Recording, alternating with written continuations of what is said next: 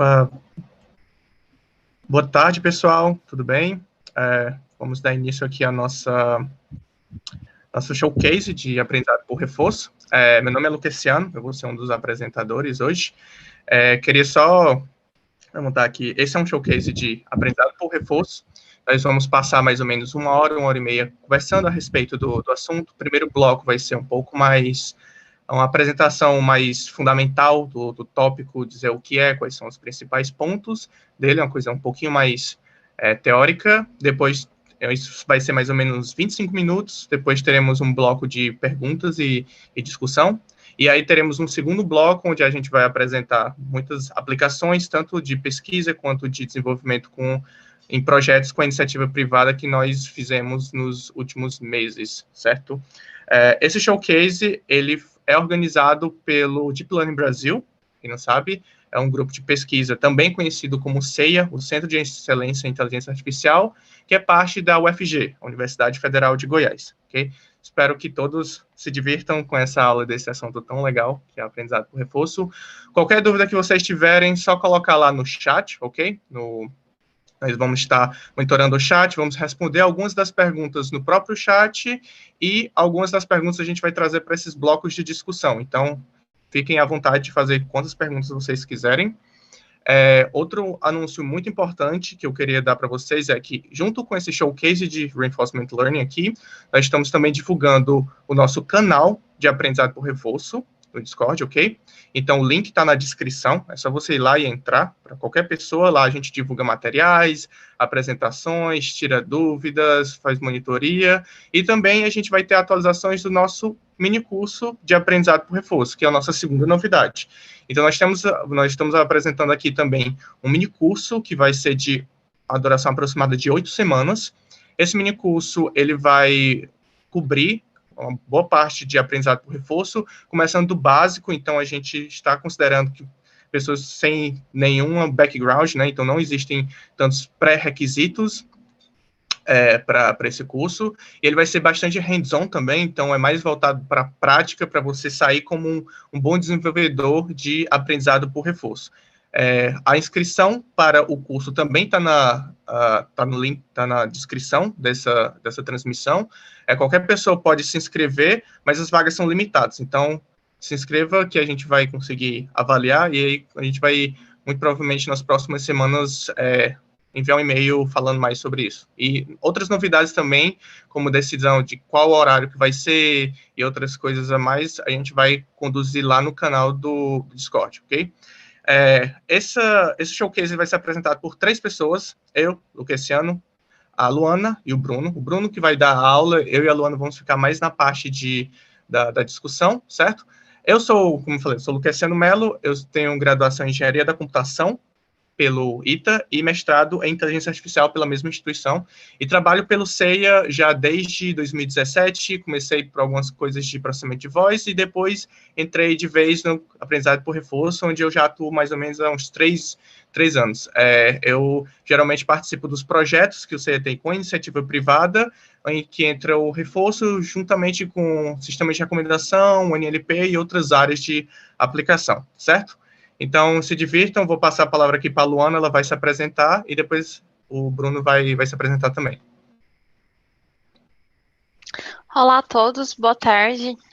Eu sou a Luana, sou formada em ciência da computação, né? E bastante apaixonada na área geral de aprendizado de máquina, principalmente na parte de aprendizado por reforço.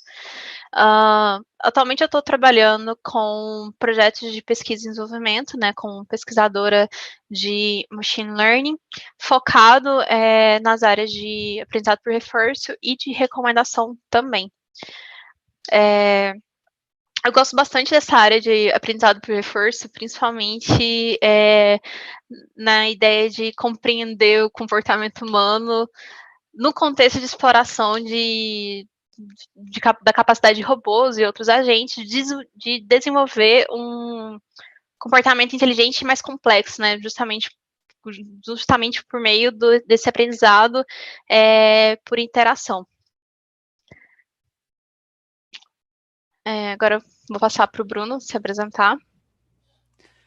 Oi, pessoal, muito boa tarde. Meu nome é Bruno, eu sou formado em Engenharia da Computação pela UFG e tenho mestrado em Ciências da Computação também pela UFG. Meu mestrado foi focado em aprendizado por reforço e é a área mais legal de se estudar de todo esse universo e de todos os universos paralelos que a gente puder ter.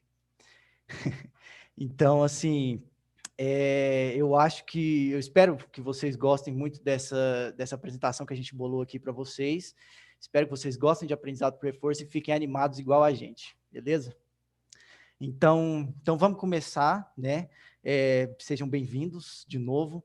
Primeiro, só para apresentar para vocês aqui todo o nosso time de aprendizado por reforço que a gente tem dentro do Centro de Excelência em IA, que é o Lucessiano, eu, a Luana e o Brian. Nós somos os pesquisadores de aprendizado por reforço e temos o apoio maravilhoso dos professores, da professora Thelma e do professor Anderson no nosso trabalho, né?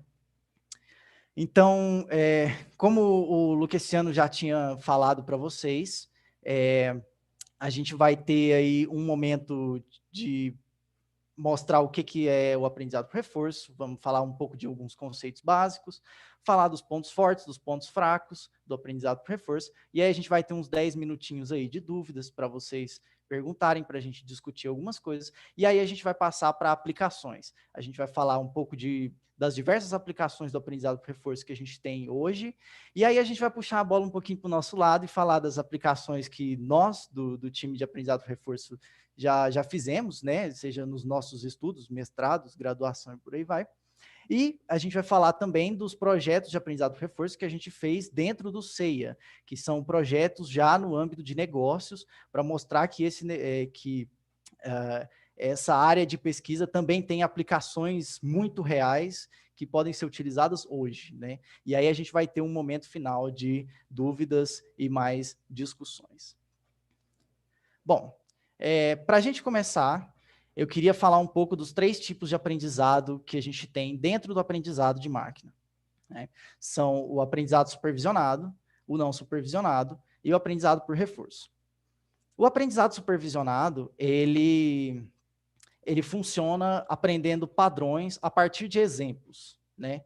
Então, se eu tenho lá o que a gente chama de uma rede neural, né, um modelo neural, eu vou e dou para ele uma foto de cachorro, vou falar para ele, olha, isso daqui é um cachorro, vou dar para ele uma foto de gato e falar para ele, isso daqui é um gato. E aí eu vou fazer isso 1 milhão de vezes, até que ele aprenda, bom, o cachorro, ele tem essas características, o gato tem essas outras características, e aí um dia eu vou poder dar uma foto que ele não viu ainda, e ele vai conseguir identificar se é cachorro ou se é de gato. Então, ele consegue aprender os padrões dessa forma, né? Com exemplos. O aprendizado não supervisionado, ele também encontra padrões, mas sem exemplos. Como é que funciona? Eu vou dar para ele 1 milhão de fotos de cachorro e de gato. E ele vai separar, vai falar, ó, essas fotos aqui são mais parecidas, elas têm características parecidas, essas outras fotos aqui também têm características parecidas. Ele não vai saber o que é cachorro, não vai saber o que é gato, mas ele vai conseguir separar de acordo com semelhanças e diferenças entre as duas fotos, né, os 2 tipos de animal. E o aprendizado por reforço, ele acho que, o mais diferente de todos, porque ele aprende a partir de interação e experiência. Então, ele interage com o ambiente e escolhe ações e vai aprendendo a partir do que a gente chama de um sinal de recompensa, né? Por isso, reforço. Então, ele vai tomar uma ação, vai ver, pô, essa ação foi boa, vou continuar tomando ela. Vou tomar outra ação, experimenta outra coisa, pô, essa aqui já não foi tão boa, e aí ele vai aprendendo os padrões do ambiente, né, de como que o ambiente funciona, que ações que ele toma que vão dar a melhor recompensa para ele, né? Mas vamos mais a fundo, então. O que é aprender por reforço, né? Pela palavra mesmo, a gente já conhece aí um pouco da psicologia, né? A gente usa reforço em adestração animal, que é quando a gente dá o biscoito para o cachorro, quando a gente quer treinar o cachorro, né? Quando você grita com ele para ele não fazer cocô na sala. Então, igual a gente tem no GIF aí da galinha que está ciscando no rosa, toda vez que ela cisca na cor rosa, ela ganha comida. E se ela quiser continuar ganhando comida, ela vai continuar ciscando no rosa. né? Então, de uma forma prática, o que é que está acontecendo? O aprendizado por reforço está construindo associações entre uma situação e um estímulo positivo ou um estímulo negativo. No caso da galinha, ela associou, olha, quando eu cisco no rosa, eu ganho comida. Então, se eu quero comida, eu vou ciscar no rosa. E é isso daí.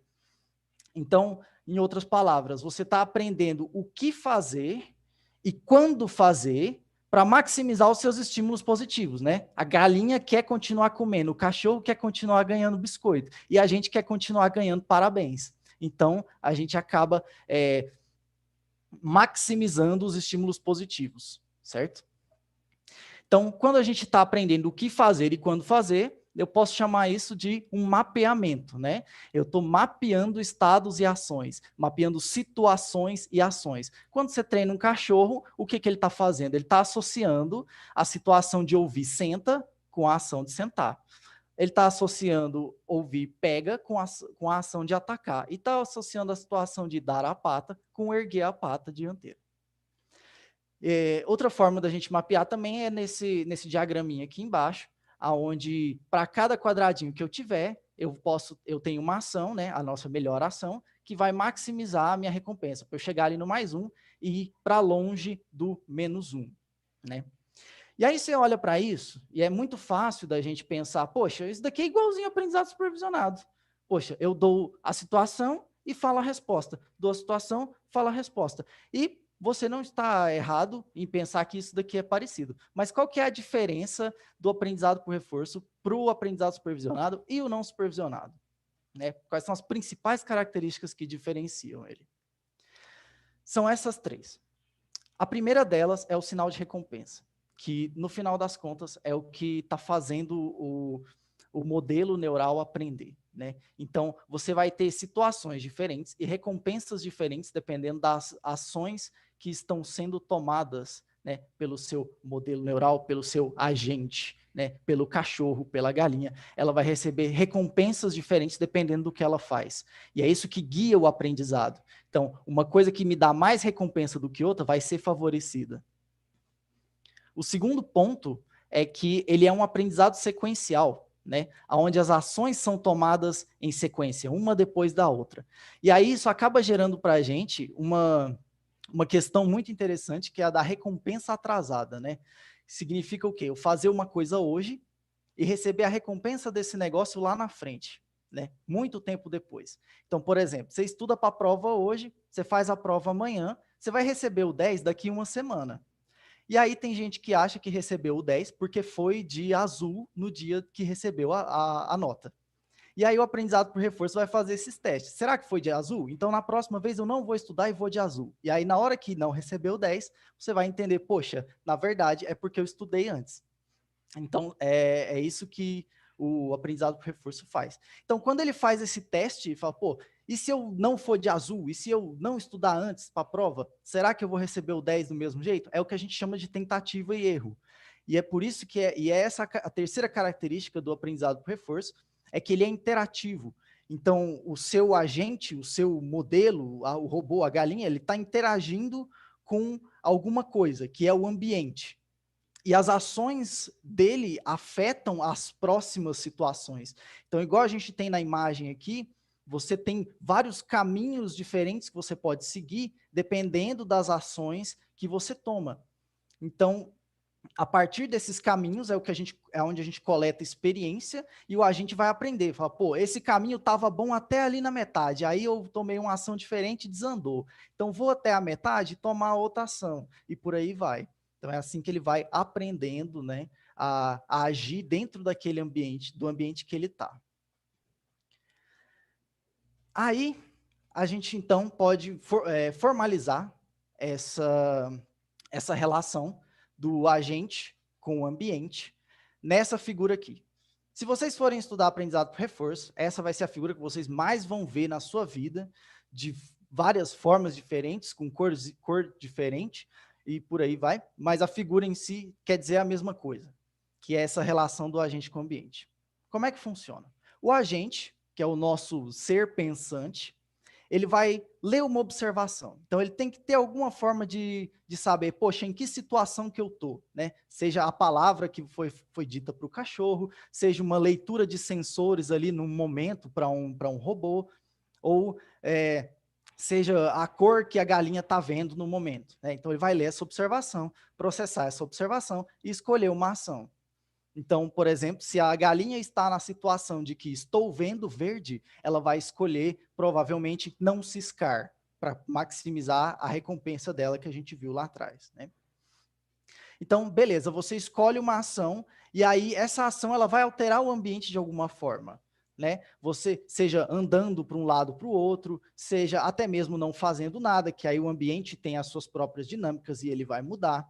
E aí o ambiente vai responder com uma recompensa, para dizer o quê? Ó, você estava aqui, você tomou essa ação, e isso foi bom desse tanto. Seja -1, 0, 1, 10 e por aí vai. E aí o ambiente vai passar mais uma observação para continuar nesse ciclo, né? Porque, igual a gente tinha falado, é uma relação interativa, né? E isso continua até o que a gente chama de um episódio, que é quando você decide acabar, né? Esse momento de interação. Então, para a gente ir um pouco mais a fundo em cada um desses elementos, primeiro, o agente. O que é o agente? Igual eu tinha falado, então ele é o nosso ser pensante que vai processar a observação, ele vai agir e ele vai otimizar o que a gente chama de uma política de decisão. O que é a política de decisão? É a forma que você está mapeando seus estados e ações. É a forma de você escolher qual ação tomar, né? Para quem já ouviu essa história, né, de você estar dentro de um labirinto e você andar sempre para a esquerda, né, e você assim chega no final do labirinto, essa é uma política de decisão. Se eu quero escolher ações aleatórias a todo momento, essa é outra política de decisão, é uma política de escolher as ações. Só que no aprendizado por reforço, essas políticas elas têm que mudar de alguma forma, né? À medida que a recompensa vem, se eu tenho um sinal de recompensa negativo, a chance de eu tomar aquela ação de novo tem que diminuir, certo? E aí, quanto isso vai diminuir, vai depender, né, do seu algoritmo, do seu agente. E aí, isso acaba gerando para a gente um dilema muito interessante, que é o famoso dilema do exploration versus exploitation, né? Exploração versus especificação. Esse problema ele acontece muito em todos os aprendizados, em todas as formas de aprendizado de máquina, mas aqui no aprendizado por reforço, ele é mais acentuado, aonde você precisa decidir se você vai explorar uma ação que você não tomou ainda, ou se você vai tomar aquela ação que você já sabe que é boa, certo? Num primeiro momento, faz sentido, né? Poxa, por que eu não exploro tudo, vejo quão boa é cada uma das ações e depois eu tomo a minha decisão informada? Sim, para problemas pequenos ou até mais simples, isso pode ser sim uma saída, e tem algoritmos que fazem isso, mas a maioria dos problemas atuais que a gente enfrenta, eles são muito grandes para você explorar todas as ações antes de tomar a sua decisão informada, né? Então, a gente precisa de algoritmos que vão balancear isso daí. Poxa, agora eu vou no melhor, agora eu vou num que eu não conheço, até conseguir chegar num resultado satisfatório para a gente, né? Bom, a segunda... Desculpa. O próximo elemento que eu vou falar aqui é do ambiente, né? O que é o ambiente? Com aquela coisa com a qual o agente está interagindo. Então, de uma forma bem simples, ele é tudo que não é o seu agente. Então, naquela situação da galinha ciscando em várias cores, tudo que não é a galinha faz parte do ambiente. A pessoa que está dando a comida faz parte do ambiente. A pessoa que está lá trocando aquelas corzinhas faz parte do ambiente. A mesa faz parte do ambiente. E igual nesse exemplo que a gente tem aqui dos bonequinhos brincando de esconde-esconde, as paredes são ambiente, as caixinhas amarelas, a rampa amarela também faz parte do ambiente. E o que é mais interessante, nesse caso aqui, se o meu agente é só um dos bonequinhos azuis, todos os outros bonequinhos também fazem parte do ambiente, independente se eles estão aprendendo alguma coisa ou não. Certo? Então, a terceira coisa que eu queria falar daquela imagem é a função de recompensa, né? Que pode-se dizer que é uma das coisas mais importantes no aprendizado por reforço, porque ela é definida pelo programador, ela é atrelada ao ambiente e ela guia o processo de aprendizado. Como é que funciona isso? Ela vai dizer para o seu agente o quão boa foi a ação dele ou não, né? Ou quão ruim ela foi. Mas, então, para ela fazer isso, ela precisa estar bem atrelada ao ambiente e à solução que você quer, né? Não adianta você colocar o agente num ambiente que nem você conhece, porque ele não vai conseguir otimizar nada, né? Uma vez que você não sabe guiar o seu agente para qual que é a melhor a melhor política de decisão, né? No caso aqui do Pac-Man, por exemplo, e na maioria dos jogos eletrônicos é até simples, né? Você, por exemplo, coloca que ganha 1 ponto para cada bolinha que ele coleta, a bolinha maior vale mais pontos, e se ele pegar a bolinha maior e depois pegar o fantasminha, vale ainda mais pontos, né? Então isso é uma função de recompensa. Então, como ela guia o processo de aprendizado, ela precisa ser projetada com muito cuidado, porque você tem que refletir nela o comportamento que você deseja. Senão, no final das contas, você vai estar otimizando uma coisa que não é bem o que você quer. E aí, no final, você vai ter um agente que está com a recompensa lá em cima, mas o comportamento você já não está gostando tanto porque não era bem o que você queria. Então, é a hora de mudar a função de recompensa e treinar ele de novo. Então, beleza. Esses são os elementos principais. Tem vários outros que a gente poderia falar aqui, mas eu não vou entrar muito a fundo em todos eles, né? Agora, aonde que aprendizado por reforço é bom, então, né? O aprendizado por reforço, ele é bom em ambientes que você tem regras muito bem definidas, por isso que ele já se deu muito bem aí em jogos eletrônicos, né? Porque lá as regras são muito bem definidas, você não pode tomar ações fora daquilo que o jogo permite. Aonde você tem decisões sequenciais, né? Isso é importante, aonde se você tem um problema, aonde você tem que tomar uma decisão agora, hoje, e amanhã a sua decisão pode mudar dependendo do que você fez ontem, você pode estar olhando para um problema de aprendizado por reforço. Você pode estar olhando para uma situação onde o aprendizado por reforço vai se dar muito bem. As duas últimas situações onde o reforço é bom é onde você tem liberdade para explorar soluções. Porque tem gente que quer usar aprendizado por reforço, fala assim, poxa, reforço é legal, vamos lá, vamos usar. Mas a pessoa já sabe exatamente quais são as decisões que precisam ser tomadas. Nesse caso, você não precisa aprender nada, você já sabe o que é o melhor, faça o melhor, né? Um bom exemplo onde você não sabe o que é o melhor é em otimização, por exemplo, de compra e venda de compra de produtos para gerenciar estoque de supermercado, né? O que você quer no final das contas? Quero maximizar o meu lucro, mas que tanto desse produto, que tanto de maçã que eu vou comprar, que tanto de banana que eu tenho que comprar? Isso tudo são decisões sequenciais que no final das contas uma vai acabar afetando a outra. Então esse pode ser um problema interessante de se utilizar aprendizado por reforço. Você não sabe como fazer essas decisões, mas no final das contas você sabe o que você quer maximizar, que é o meu lucro, né? Diminuir os gastos. Então, exemplos, né, de aprendizado por reforço se dando muito bem. Aprendizado por reforço já ganhou aí dos melhores jogadores de Go, né? Aprendizado por reforço já conseguiu aprender a jogar StarCraft 2 e ganhar de jogadores profissionais. É um jogo extremamente complexo, né, com vários níveis de decisão estratégica e economia. Aprendizado por reforço também já se deu muito bem em aprender mecânicas de controle, né? Seja para braços robóticos ou até para humanoides inteiros, né? Você consegue fazer aí que o aprendizado por reforço te dê quanto de torque colocar em cada um dos motores para poder te dar um comportamento desejado, né? Isso é muito legal. E aí? E aonde que aprendizado por reforço não se dá muito bem, né? Porque nem tudo é perfeito no mundo, as coisas têm que ter um pouquinho de dificuldade, né? O aprendizado por reforço, ele tem um probleminha que é a grande quantidade de interações e amostras que a gente precisa para poder chegar num comportamento, né? Para poder aprender esses padrões.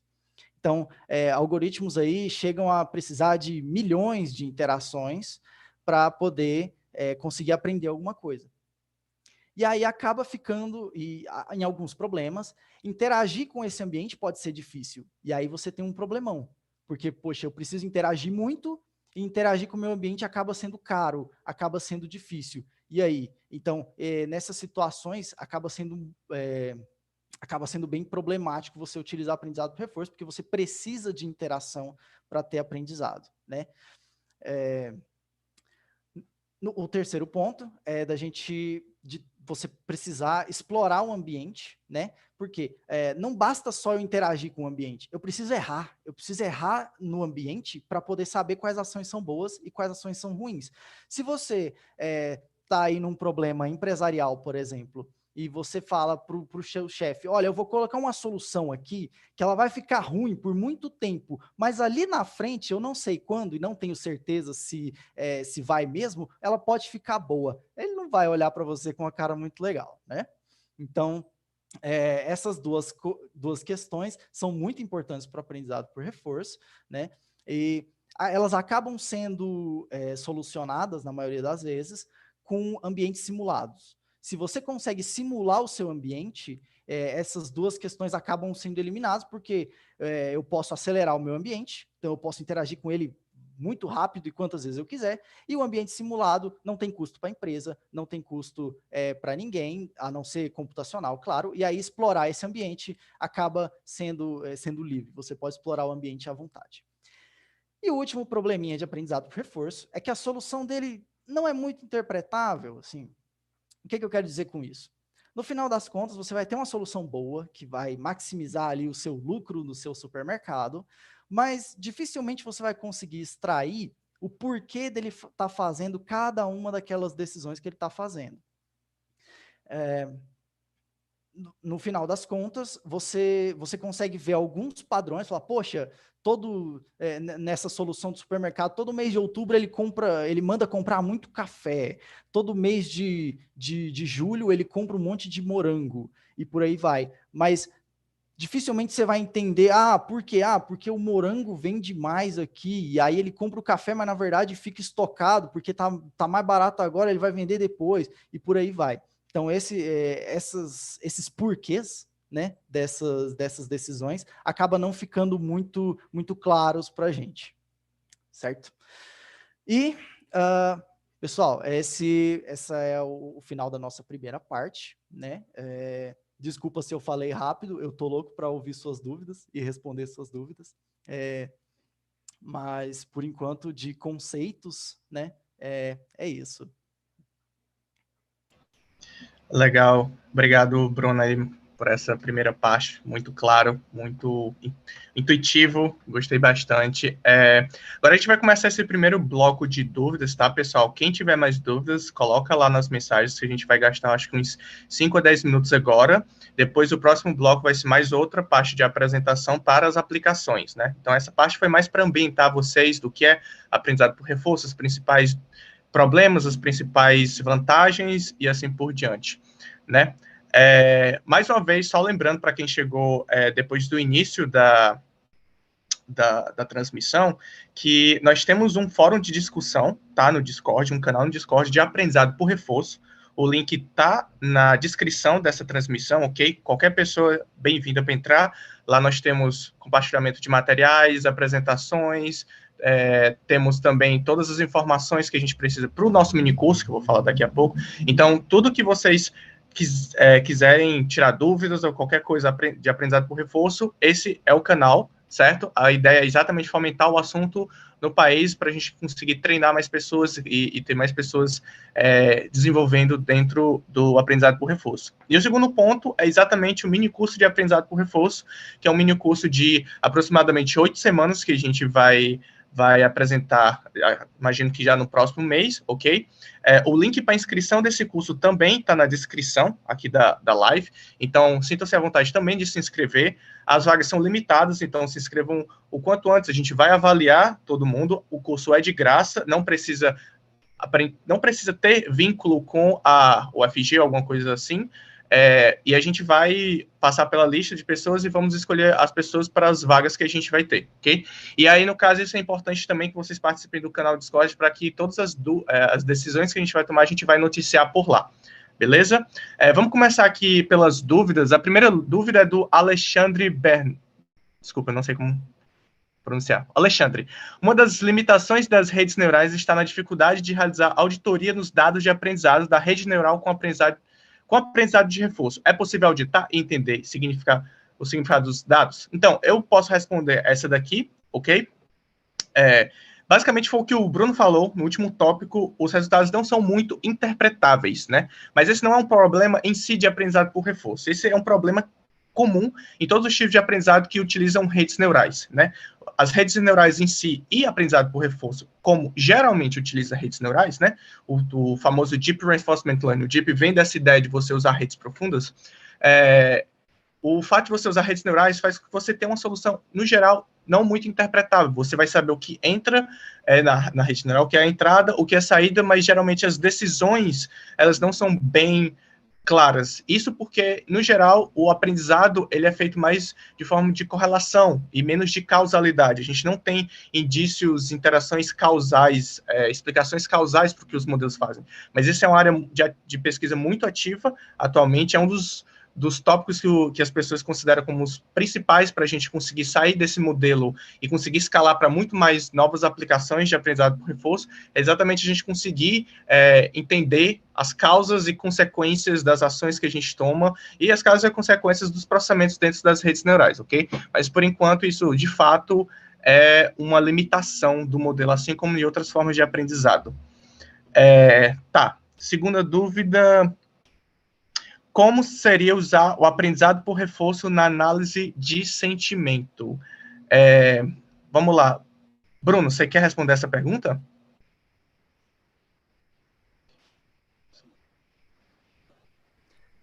O aprendizado por reforço na análise de sentimentos? Isso. Certo.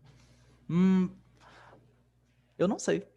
No aprendizado por reforço, igual a gente falou, a gente teria que ter, uma função de recompensa.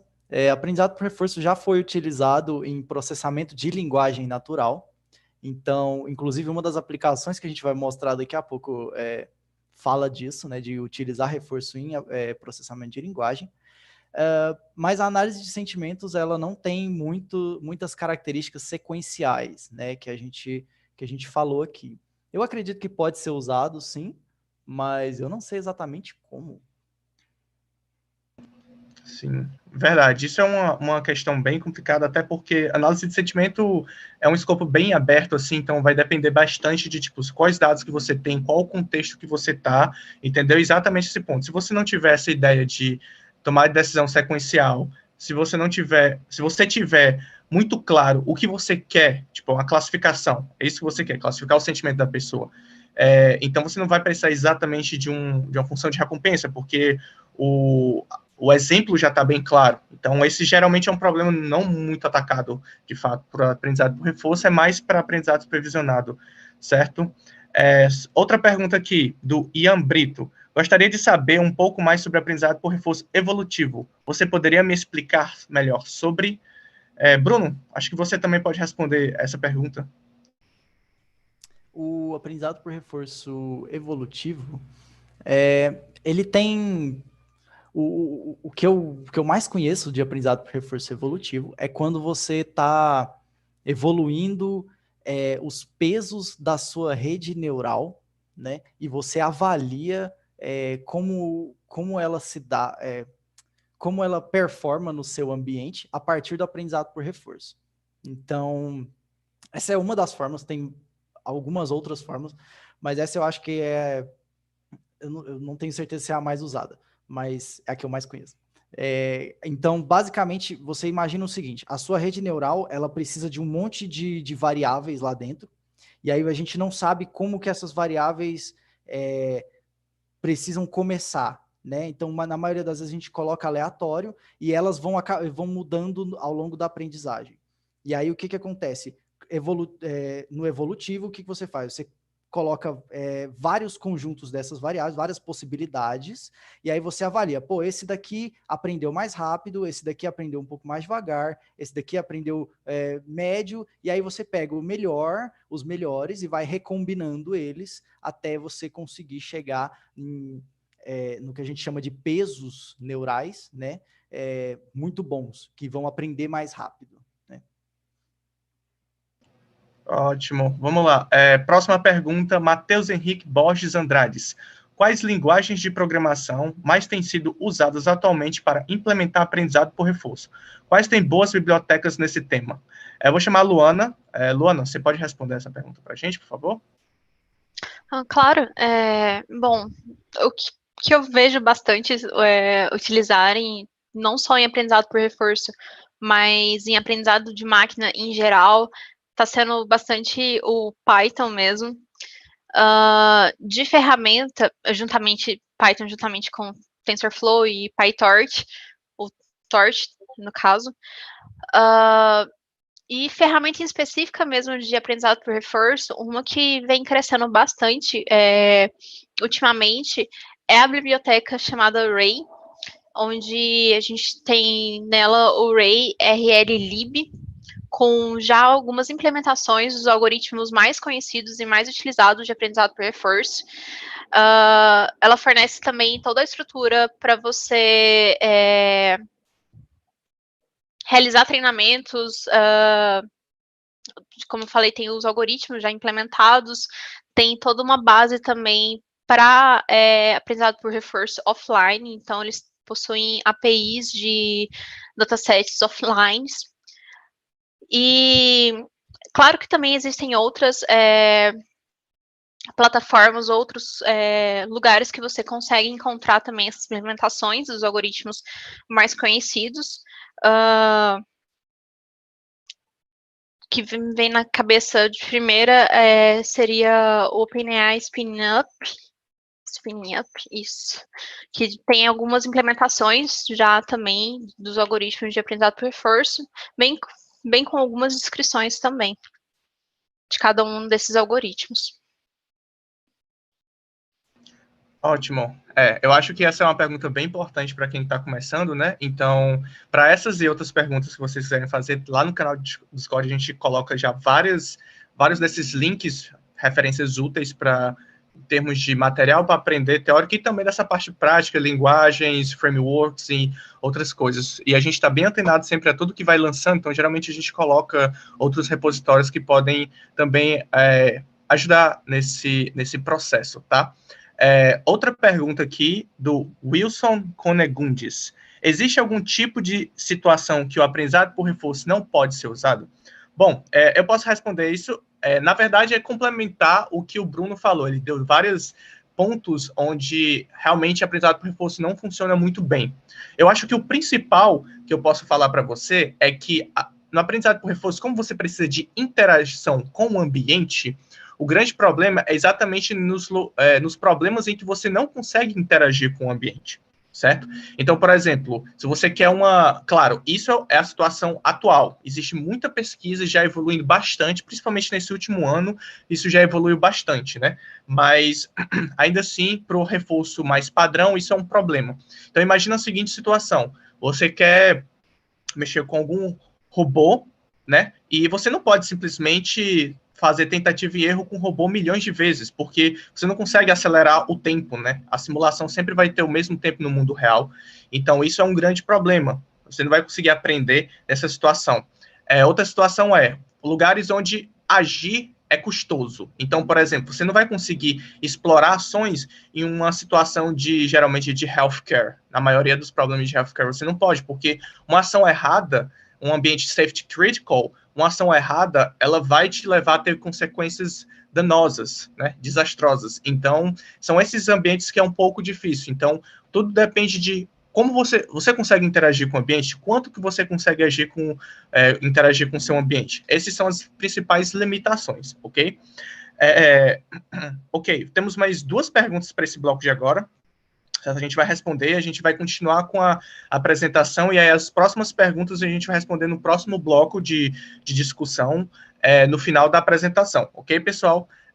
Vamos lá, as últimas 2 perguntas. Lucas Simões, como eu sei que um agente precisa de 1 milhão de interações para evoluir sua política? Como aumentar bastante o número de interações com o ambiente? Essa é uma ótima pergunta. Então, a princípio, você tem algumas informações, alguns indícios de que você vai precisar mais interações ou não. Isso depende do algoritmo, a princípio. Depende claramente do problema, o problema é o principal. Quanto mais complicado o problema, mais interações você vai precisar.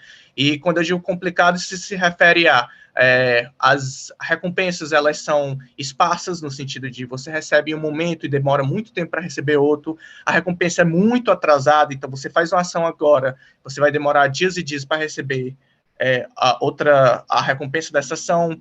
O seu espaço de estados, as suas observações, elas são de alta dimensão, então se você tem imagem, texto, além de dados tabulares, isso influencia também para a dificuldade do problema. Isso tudo vai aumentar a quantidade de amostras que você precisa.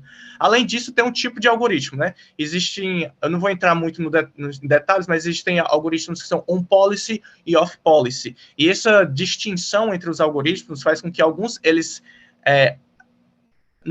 cheguem em resultados melhores, mas eles consomem mais dados, né, mais interações, e outros que eles chegam em resultados talvez piores, ou tem um treino mais instável, mas eles consigam aprender isso com menos interações. Então, é um conjunto entre problema e algoritmo que você utiliza, ok? A última pergunta agora para esse bloco. Cabe aprendizado por reforço para reconhecimento do comportamento de consumo e tomada de decisão? Eu vou passar essa daí para o Bruno também. Aí o Bruno já responde e já começa o próximo bloco, ok? Bruno. Certo. Se cabe aprendizado por reforço para reconhecimento do comportamento de consumo e tomada de decisão? Caberia se você não quer entender o comportamento de consumo e no final das contas você quiser tomar alguma decisão em cima disso. Então, é mais ou menos aquela situação do supermercado que eu falei, né? Se você tem um aprendizado por reforço que está decidindo o que comprar e o que vender, ele vai entender como que as pessoas compram, quais são os padrões igual você colocou, de comportamento e consumo, mas no final das contas você não vai entender, você não vai conseguir extrair isso dele, certo? Ele vai conseguir tomar decisões em cima disso. Se você quer realmente entender, tipo, olha, os padrões são esse, eu sugiro ir mais para aprendizados não supervisionados ou supervisionados, que eles vão ser um pouco mais claros em o que é esse padrão, o que é esse daqui, quais são os padrões diferentes, e por aí vai. Certo? Então, beleza. Vamos... Peraí. Aí, ok. Então, vamos para a parte mais legal, que é a parte das aplicações, que é ver o negócio funcionando, e aí vocês vão ver que aqueles conceitos que a gente mostrou se aplicam em todas as situações de aprendizado por reforço, né? O primeiro deles que eu quero mostrar é o OpenAI 5. Muitas pessoas aqui provavelmente já sabem, já viram como é que é esse cara. A OpenAI decidiu treinar um algoritmo de aprendizado por reforço para jogar Dota 2 e ganhar dos melhores jogadores de Dota 2. Então, isso daqui é mais para mostrar o quanto, aonde que aprendizado por reforço dá conta de chegar, sabe? Então, aqui ele tem que fazer uma série de decisões com relação ao posicionamento dos jogadores, habilidades, que hora que é a hora de usar uma habilidade, que hora de usar outra, até questões econômicas, em quesitos de, poxa, eu tenho mais dinheiro, agora eu vou comprar um equipamento X, vou comprar um equipamento Y, até mesmo a coordenação de vários agentes, porque o jogo, querendo ou não, ele é 5 contra 5, então você tem 5 agentes que tem que olhar o que os outros estão fazendo e falar, poxa, se eles estão fazendo isso, a melhor coisa para eu fazer é essa outra coisa. Então, isso aqui é mais para mostrar, assim, olha aonde que esse negócio já chegou, então se ele consegue fazer isso aqui, tem muito problema aí que provavelmente ele resolve, certo? Segunda aplicação, uma aplicação mais real para quem gosta de sei lá, biologia e química. Aprendizado por reforço já conseguiu aí, ser aplicado em design de moléculas. Então, cadê a sequência aqui, né? Poxa, eu coloco um elemento, coloco outro elemento, faço uma simulação para ver se o negócio está estável ou não está estável, e aí eu sei que aquela sequência de ações foi nota 5, foi nota -2, foi nota 0, nota 10 e por aí vai, certo? Então isso, aprendizado por reforço já foi utilizado, já está sendo utilizado em outras áreas, né? Como eu tinha mostrado para vocês, como eu tinha falado para vocês, desculpa, o aprendizado por reforço já foi utilizado com processamento de linguagem natural, e aí quem perguntou aí sobre análise de sentimentos, talvez pegue algumas ideias desse trabalho. É um trabalho muito legal, onde o pessoal queria fazer um modelo neural que gerasse resumos, né? Então, como é que eu pego um texto de 2 páginas e faço e crio um parágrafo e resumo ele em um parágrafo com os pontos mais importantes, né? Então eles fizeram 3 etapas para utilizar aprendizado por reforço. Primeiro eles pegaram pessoas e um monte de resumos. E aí eles pediam para as pessoas dar nota para os resumos, falar, olha, qual resumo é melhor, esse ou esse? E fizeram isso centenas de milhares de vezes. A partir desses dados, aí na etapa 2, o que eles fizeram? Eles pegaram esses resumos, que eles sabiam qual que era melhor que o outro, e usaram isso para treinar um modelo. E aí esse modelo conseguia dar nota para esses resumos. Pô, a partir de toda essa informação aqui, eu sei que esse resumo é bom, esse resumo é ruim, esse resumo é bom, esse resumo é ruim, esse é melhor que esse é melhor que esse. Agora, o modelo conseguia dar uma nota. Então, ele recebia um resumo, falava, beleza, esse resumo é nota 10, esse daqui já é nota 6, esse daqui já é nota 2, e por aí vai. E aí, o que eles fizeram? Pegaram, pô, eu tenho um modelo agora que me dá uma nota, eu vou utilizar ele como minha função de recompensa. E aí, utilizando esse modelo como uma função de recompensa, eles conseguiram treinar um modelo com aprendizado por reforço, justamente para fazer esse resumo. Então, essa aplicação foi sensacional, faz resumos maravilhosos com aprendizado por reforço. Então, vou falar agora um pouco de aplicações que o nosso time já fez, né? Questões de estudos e pesquisa. Primeiro, essa aplicação é sensacional. Se não me engano, o Brian fez essa aplicação aqui para a gente, onde ele utiliza curiosidade no modelo de aprendizado por reforço. Como é que funciona isso, né? Lembra daquele problema? Eu tenho que saber aonde que eu já fui, aonde que eu não fui, eu tenho que explorar onde eu não fui, mas não posso explorar tudo. Como é que eu faço isso? Então, utilizando esse conceito de curiosidade, né, no aprendizado por reforço, você vai olhar para uma situação e falar, pô, eu já estive nessa situação antes, né? Ou então você vai poder dizer se você não esteve nessa situação antes. E se você não esteve naquela situação, às vezes ela vale a pena ser explorada. Então, é uma forma de você guiar a exploração para mais situações onde você não sabe se são boas, mas que tem um bom indício de serem boas, né? Então, aqui a gente tem na esquerda, nesses 2 GIFs, na verdade, são 2 algoritmos no mesmo momento do aprendizado, né, com o mesmo tempo. E aí o da esquerda, no normal, ele não consegue fazer nada. No da direita, ele já consegue empurrar a caixinha para o pontinho vermelho. E aí, para mostrar que o negócio funciona mesmo, está aqui ele em outra situação, né? Na esquerda, o aprendizado por reforço comum, né, não conseguiu fazer nada, e na direita, ele já pega com a garrinha a caixinha e também coloca no pontinho vermelho, certo? Então, o negócio funciona. Certo. A segunda aplicação também é sensacional, que é uma aplicação do Lucasiano, onde ele colocou o aprendizado por reforço para fazer imitação, certo? Como é que funciona? O objetivo aqui era chutar a bola, né? E aí, se você tenta explorar o espaço de todas as suas ações possíveis, você vai demorar uma vida e você pode chegar até nessa situação da esquerda aí, onde ele faz um monte de trimelique e a bola continua indo para frente do mesmo jeito, parecendo que chutou, mas a gente sabe que isso daí não dá muito certo, né? Com muito tempo de treino e aprendizado por reforço, você pode chegar na segunda situação, onde ele já está chutando melhor, né? Mas ainda assim ele cai e ele não consegue ainda não estava satisfatório, né? Então, qual que foi a pesquisa? Qual que foi a ideia aqui?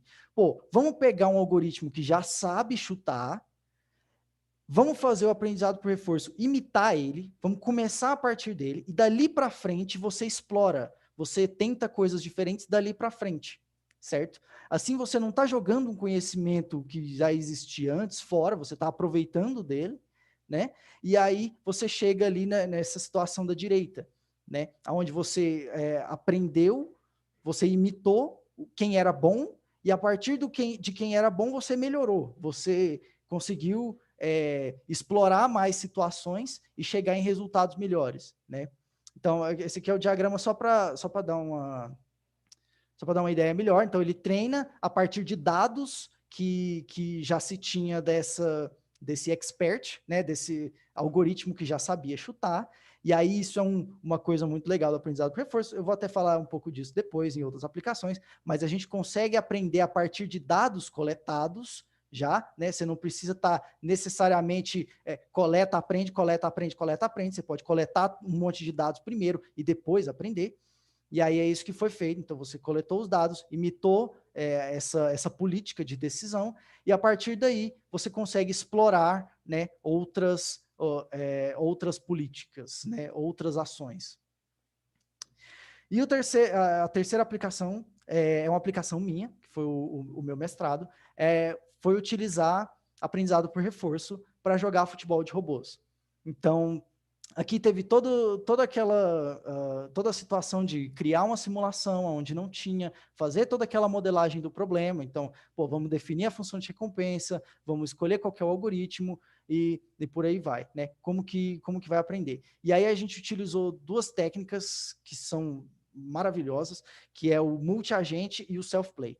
Né? O multi-agente significa que cada robozinho desses, ele está rodando um modelo neural dentro da cabeça dele, e similar àquela questão do OpenAI 5, ele tem que fazer escolhas sem saber necessariamente o que os outros estão pensando. Ele vai olhar e falar, pô, ele está fazendo isso, então já vou fazer outra coisa, e por aí vai.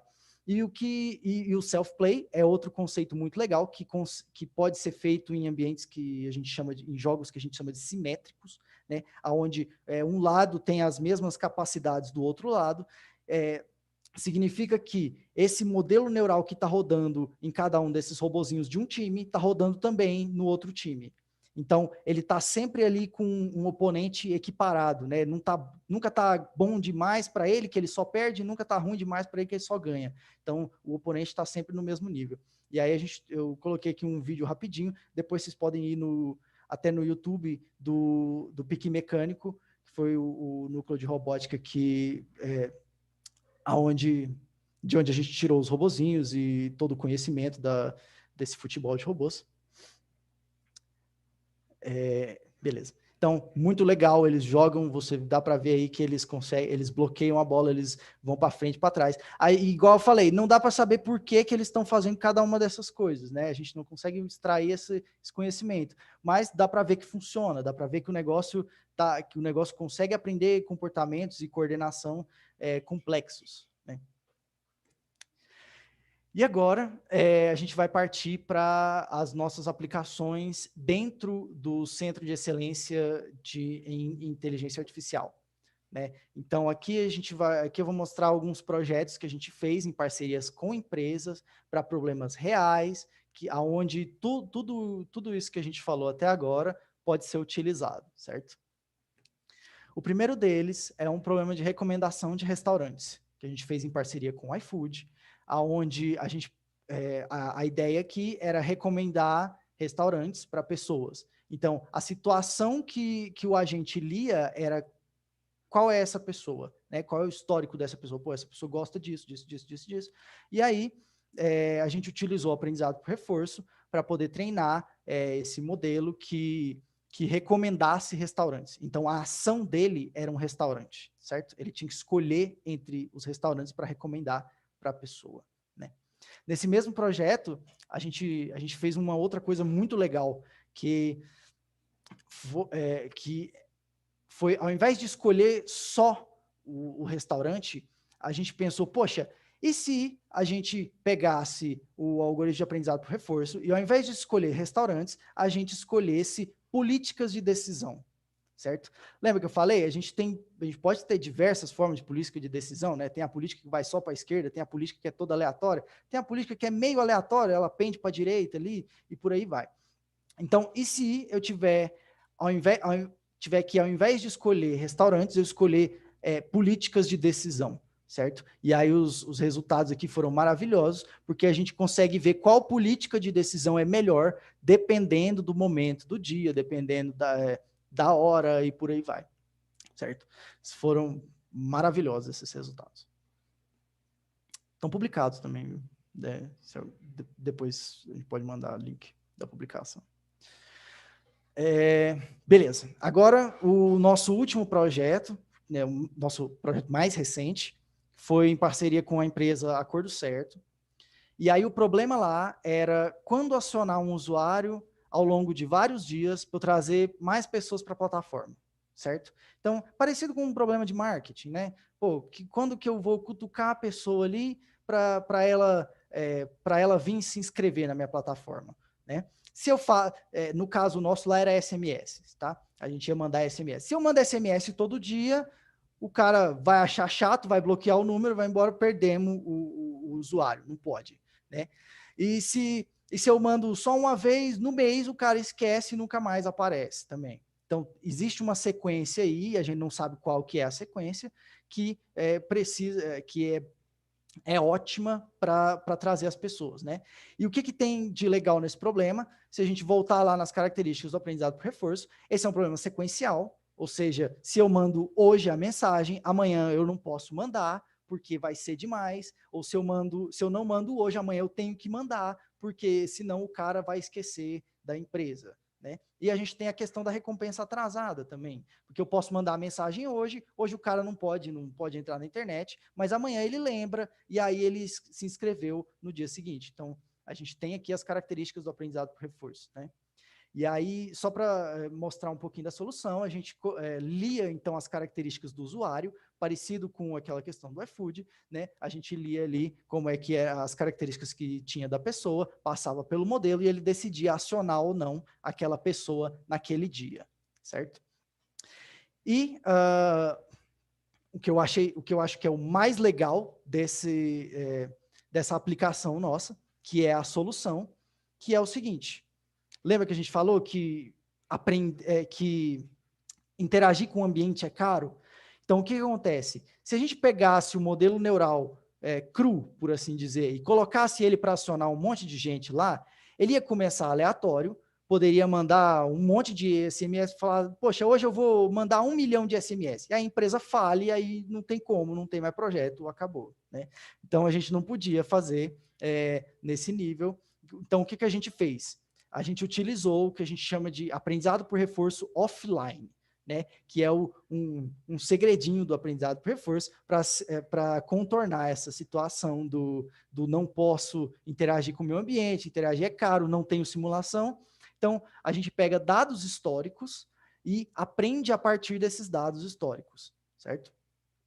E aí, aprendendo a partir desses dados históricos do pessoal, né, da empresa, o nosso modelo ele já estava melhor, já não estava acionando aleatoriamente, já estava acionando uma quantidade menor de pessoas, ou seja, não era um modelo caro para a empresa para colocar, e aí a gente falou, beleza, então agora vamos colocar. E aí colocou, a gente falou, poxa, agora sim, a gente está no ambiente, estamos interagindo com o ambiente, vamos continuar aprendendo, porque essa é a maravilha do aprendizado por reforço. Então, em produção, o modelo consegue continuar aprendendo e consegue continuar melhorando. Os nossos resultados mostram isso, que no primeiro dia ele estava ok, e aí dentro de uma semana ele já conseguiu melhorar a forma que ele acionava os usuários, já conseguiu trazer mais gente para a plataforma e ele vai continuar melhorando enquanto ele estiver lá treinando, certo? E, bom, pessoal, eu acho que é isso de aplicações do CEIA. Agora a gente passa para a nossa última etapa de dúvidas e discussões. Eu espero muito que vocês tenham gostado aqui da apresentação, das aplicações e tal. Né? Espero que vocês tenham ficado animados, igual eu sou animado com esse aprendizado por reforço. Né? Vamos para as dúvidas aí, Lucassiano. Certo, muito obrigado, Bruno. Recebendo aqui na minha DM pessoas elogiando sua aula, dizendo que você manda muito bem. Então vamos lá, pessoal, vamos para as dúvidas e discussões. Esse bloco ele vai ser o último, então sintam-se à vontade de você tirar quaisquer dúvidas filosóficas sobre aprendizado por reforço, dúvidas de aplicações, o seu caso específico que você está pensando em aplicar, coisas relacionadas aos próprios casos que a gente tem aqui, certo? Esse é o momento para a gente tirar mais dúvidas. Lembrando, mais uma vez, que nós temos o nosso canal do Discord, de aprendizado por reforço. Lá a gente vai manter toda essa conversa, a gente continua lá depois dessa transmissão, certo? Então, se vocês tiverem outras dúvidas, para materiais também, a gente tem muito material lá, muitos links de referência, e a gente vai continuar tirando dúvidas por lá. A ideia é realmente fomentar a aprendizagem de reforço aqui no Brasil, certo? Então, temos o Discord, o link está na descrição, e também temos o nosso mini curso de aprendizado por reforço, que vai ser um mini curso de 8 semanas que a gente vai conduzir já no próximo mês, ok? Se inscrevam nesse curso também, o link está na descrição. É só se inscrever lá, as vagas são limitadas, então aproveita para se inscrever logo, a gente vai fazer a avaliação. Quanto mais rápido você se inscrever, mais rápido você vai ser avaliado e vai saber se a gente vai conseguir participar, certo? E dúvidas sobre o curso, novidades sobre o curso, a gente também vai postar lá no canal do Discord, então é bem importante vocês participarem lá, ok? Vamos para as dúvidas. Mais um bloco de dúvidas agora. Primeira dúvida é do Warexiano Lima Guimarães. Uma dúvida. Nesse caso, o tipo de contato, SMS, e-mail, ligação com o usuário poderia ser considerado uma das variáveis? Bruno, você pode complementar essa parte aí do projeto da Acordo, certo? Claro. Bom, nesse caso, a gente estava trabalhando só com SMS. Então, como a gente estava trabalhando só com isso não seria uma variável. No caso de você estar trabalhando com mais canais de comunicação, né, o povo mandar um e-mail, fazer uma ligação, sei lá, mandar alguém na casa da pessoa, isso tudo já pode ser considerado como variáveis para você levar em consideração, né? Então, no nosso caso, era só mandar ou não mandar SMS. Certo, isso na verdade era uma das discussões que a gente falava para o futuro do projeto, é exatamente adicionar outras ações. Então imagina que em vez da gente ter uma ação só que a gente pode tomar, né, a gente pode ter várias, né, então sim, é possível. Vamos lá, segunda pergunta, Diego Costa. Quando se usa o aprendizado offline, não tem um risco de se inserir um viés histórico no modelo que talvez atrapalhe o treinamento em etapas futuras? Ótima pergunta, e eu posso responder. Sim, você vai ter um viés histórico, você vai estar aprendendo, maximizando aquilo que o seu dataset tem. Você não está imitando, e são coisas diferentes. Aprendizado offline é diferente de imitação. Imitação, você está realmente tentando decorar as ações que o dataset está lhe dando. Já no aprendizado offline, você está tentando maximizar as recompensas que existem nessas ações. Então, a ideia é que você não vai aprender exatamente a mesma coisa que tem no dataset, mas você vai tentar extrair de lá as ações, né, o contexto das ações que melhor respondem o seu problema. Vai ter esse viés? Vai, porque você vai estar limitado às ações que você tem no seu dataset. Mas, em termos práticos, isso é muito melhor do que simplesmente você começar do zero. Você pode ter uma política que vai começar enviesada, só que quando você colocar para treinar online, você vai conseguir, com as explorações que você tem online, você vai conseguir tirar esse viés. Você pode ainda explorar online, certo? Em alguns casos, e como esse caso aí do nosso projeto, a gente pode explorar online, quando está em produção, só que a gente vai começar já já tendo uma política que ela já é muito mais conservadora, que ela não vai mandar mensagem para todo mundo, e aí você consegue fazer como se fosse um fine-tuning do seu modelo a partir dos dados online. Então, sim, claro, se você não puder fazer nenhum tipo de exploração online, como é um dos casos, então a limitação que você tem é dentro do seu dataset, né? Mas aí é uma questão que realmente é uma limitação que você vai ter que lidar, de fato, porque esse ambiente ele seria totalmente limitado para algum tipo de ação. Lembrar também que o que acontece é, quando você vai interagindo com o ambiente, você vai gerando mais logs, então você pode ir retreinando a cada mês, ou a cada semana, você pode ir retreinando, ter um novo modelo e decidir se vai colocar ele em produção ou não. É quase um online, não é porque o online é exatamente você treinando e já fazendo deploy à medida que você vai tendo novos updates, mas você pode chegar até controlar essa quantidade de deployments que você faz. É uma medida assim no meio, certo? Beleza.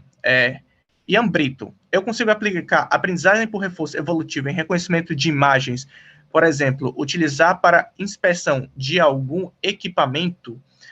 Luana, você pode responder essa pergunta?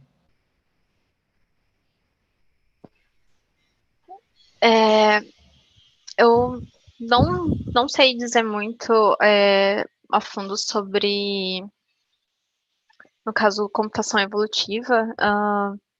Bruno, você consegue responder essa pergunta? Para reconhecimento de imagens, eu acho que eu nunca vi ser utilizado para fazer nenhum tipo de reconhecimento, assim. Vou ficar devendo. Eu diria que, assim, a gente não sabe porque exatamente não me parece muito o tipo de aplicação. Vamos se ater aos detalhes de reforço aqui. Aprendizado por reforço é tomada de decisão sequencial, certo? Reconhecimento de imagem é mais percepção, não é bem tomada de decisão. Então, geralmente, esses problemas são resolvidos e muito bem resolvidos com visão computacional, certo? Então, você vai ter várias arquiteturas de Deep Learning que elas são muito boas para fazer reconhecimento de objetos e detecção de objetos, identificação de objetos, tanto de imagens em tempo real, com vídeo. Então, essa é uma das áreas que é muito boa para você aplicar para aprendizado supervisionado. Geralmente é uma área que está muito evoluída nesse ponto, e essa é a sugestão que eu daria. Para aprendizado por reforço, somente se você tivesse algum detalhe que fizesse isso se tornar um problema de aprendizado por reforço. Mas reconhecimento de imagem em si não é sequencial, não é uma decisão que você toma. Um exemplo é diferente do outro exemplo, tipo, não é uma coisa sequencial, então eu diria que não é exatamente o tipo de aplicação. Eu iria mais para um aprendizado supervisionado mesmo, ok? Vamos lá. Isso, inclusive, já linka com a pergunta do Pedro Ivo sobre biometria pela palma da mão, que ele perguntou se era indicado continuar aprendendo com os novos dados ou seria melhor treinar o novo modelo periodicamente. Essa é uma pergunta interessante também, porque esse é um problema que geralmente modelos de aprendizado em produção têm esse problema, que é o quê? Você treina, você faz o deploy. Quando você faz o deploy, o que acontece começa a funcionar, tudo beleza, maravilhoso, daqui a um mês, do nada, as métricas do modelo começam a cair, começam a ficar ruins e não funcionam muito bem, né? É o que a gente chama de model drift, ou distributional shift. O que isso significa? Basicamente, quando você bota o seu modelo em produção, ele começa a alterar os dados, a decisão que ele toma de, tipo assim, reconhecer alguma coisa, ele vai, de certa forma, alterar os dados que vão vir, porque, de alguma forma, você tem um sistema que está se retroalimentando. Não sei exatamente se é o caso dessa biometria pela palma da mão, imagino que talvez seja, mas, assim, em casos, já expandindo o escopo dessa pergunta para modelos em produção, no geral, existe esse problema de shift. Se esse problema existir, esse shift no sentido de esse drift, no caso das métricas caírem porque está em produção, é onde entra aprendizado por reforço, e de fato você consegue utilizar ele muito bem para você ir retreinando a partir disso. É uma das possibilidades que você pode aplicar aprendizado por reforço. Claro, existem outros detalhes que você tem que levar em consideração. O projeto que a gente fez com o iFood, o segundo lá onde a gente escolhe os modelos, uma das vantagens daquele trabalho que a gente fez é exatamente dentro de modelos em produção. A gente vai colocar vários modelos em produção ao mesmo tempo, certo? Como se fosse um teste AB autônomo. E se em algum momento algum dos modelos começar a decair por conta do fato de que a distribuição de dados mudou e aquele modelo já não consegue mais generalizar para aquela nova distribuição de dados, o próprio modelo de reforço, ele vai deixar de escolher aquela política e vai começar a escolher outras políticas que estão funcionando bem. Então, no final de uma semana, de um mês e tal, o tráfego que vai de usuários que vai para aquele modelo já não vai mais. E aquele modelo vai meio que ser deprecado automaticamente. Essa é uma das maiores vantagens e um dos trabalhos que a gente fez que tem o maior impacto em vários negócios, porque um dos grandes problemas hoje é colocar as coisas em produção. E nisso a gente consegue fazer isso muito bem, né? Em Reforço, todos os nossos projetos são com sistemas em produção. E esse projeto específico, esse trabalho específico, ele mitiga muito bem esse problema, certo? A gente vai colocar também o link desse trabalho específico aí no chat, tá? Daqui a pouquinho. Beleza. Eu acho que isso responde a pergunta, imagino. Mais alguma outra pergunta, pessoal?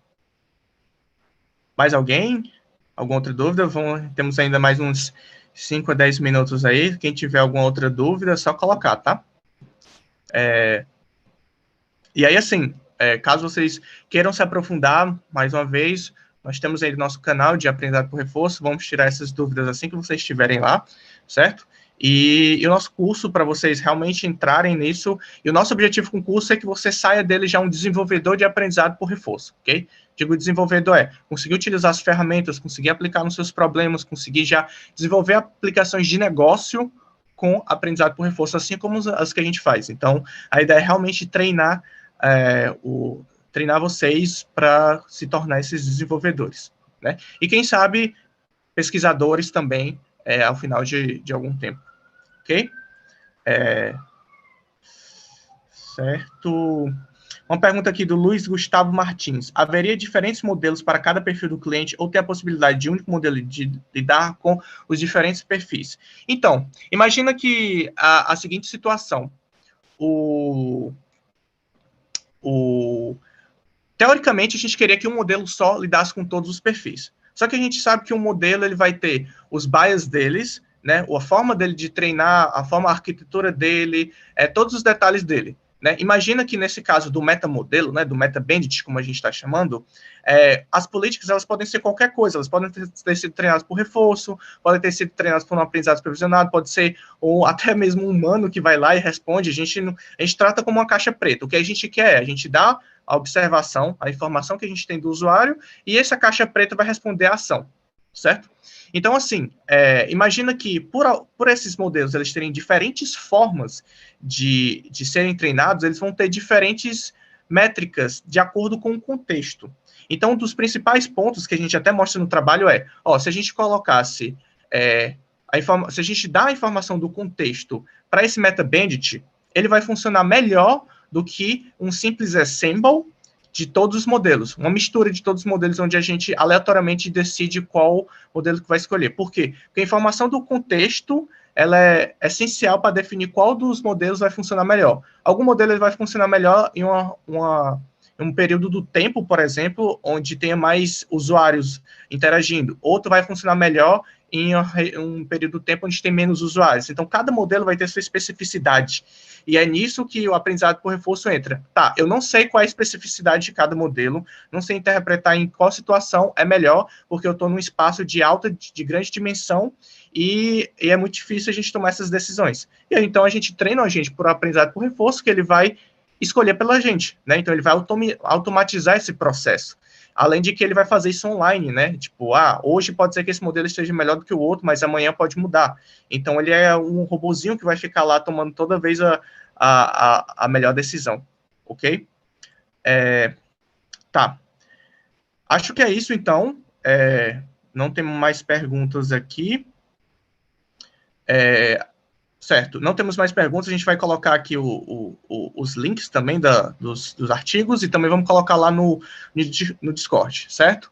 Eu queria agradecer, primeiramente, ao Bruno pela ótima apresentação que ele fez, foi muito legal, muito interessante, abordou todos os pontos e as nossas aplicações. Agradecer também a Luana por ter tirado as dúvidas, ajudar nessa parte de operações também. Agradecer a vocês por terem ficado com essa 1 hora e meia com a gente aqui. A gente está conseguindo manter em torno de 50 pessoas assistindo aula de aprendizado por reforço numa tarde de sábado. Então, isso é bem legal. Espero que vocês tenham gostado, certo? E, mais uma vez, vamos manter as portas abertas, canal Discord, nosso mini curso.